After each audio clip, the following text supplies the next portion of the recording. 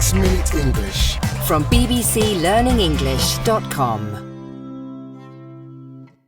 Hello, this is 6 Minute English from BBC Learning English. I'm Neil.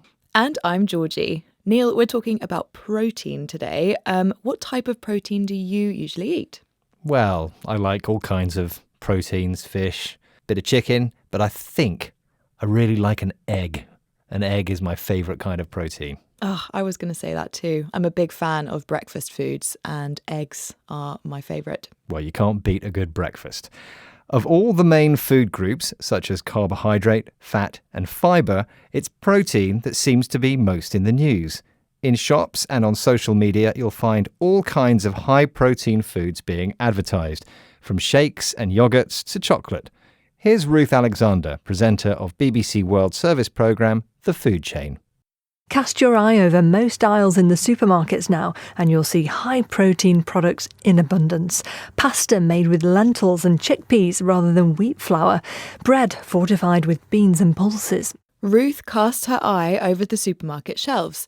If you cast your eye over something, you take a quick look at it. What she sees are protein products in abundance. In other words, in large quantities. Products which already contain protein, like yogurt, are repackaged as high protein, while other items have extra protein added, often in the form of beans and pulses. Protein is big business. Our bodies need protein for health and to build muscle. But with all this focus on protein, are we forgetting about other important nutrients, such as fibre? That's what we'll be discussing in this programme, hearing some useful new words and phrases. But first, I have a question for you, Georgie. The popularity of protein started with bodybuilders and people working out in gyms who ate extra protein to gain muscle. Irishman Patrick Callaghan is a big name in the protein muscle world. But do you know who he is? Is he A, the owner of a company which makes protein shakes? B, the winner of the 2024 Mr. Universe bodybuilding contest? Or C, the scientist who discovered a new protein in outer space? Ooh, I'm going to say Patrick Callaghan is the winner of the 2024 Mr. Universe bodybuilding contest. OK, we'll find out if you're right at the end. Marketing campaigns that promote sales of high-protein food are certainly working. Sales of protein products make around £7 billion globally. Here's Scott Dicker from Spins, a market research company in Chicago, talking with BBC programme The Food Chain. So sometimes carbs are good, sometimes they're bad for consumers. Sometimes fat is good, sometimes it's bad for consumers. But protein seems to have this continuous health halo on it. Unlike carbs, that's carbohydrates, and fat, consumers don't see any downside to eating protein.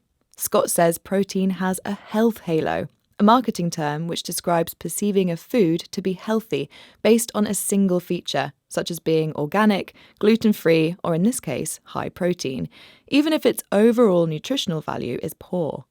Yes, food which used to be considered unhealthy is now called healthy just because a spoonful of protein powder has been added.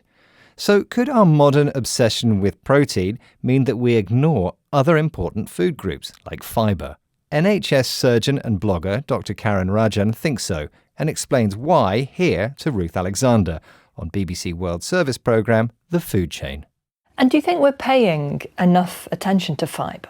Historically, probably not. I think the tide is turning and there's more people interested in fibre and optimizing their fibre intake and fibre maxing even. It's a trend on TikTok. What is fibre maxing? Fibre maxing is, as it suggests, similar to the protein maxing trend where people are trying to maximize their fibre intake with little hacks or tricks or tips that they could do, whether it's, adding certain seeds or nuts to snacks. Many people pay more attention to protein than fibre in their diet, but Dr. Karan thinks the tide is turning, an idiom which means that things are changing. In part, this is thanks to a new trend from America called fibre maxing, consuming lots of fibre by eating fibre-rich foods and supplements for their health benefits. Dr. Karan also gives some hacks, good solutions or pieces of advice to help boost your fibre intake, for example, adding seeds and nuts to meals. In fact, the healthiest diet is probably a balanced diet, one containing items from all the major food groups. But I'm still intrigued by your question, Neil. Isn't it time you revealed the answer? I asked you who the Irishman Patrick Callahan was. And I said he was the winner of the Mr. Universe contest. And you were correct. Yay! Okay, let's recap the vocabulary we've learned in this episode. If you cast your eye over something, you have a quick look at it. If something is in abundance, there's a lot or more than enough of it.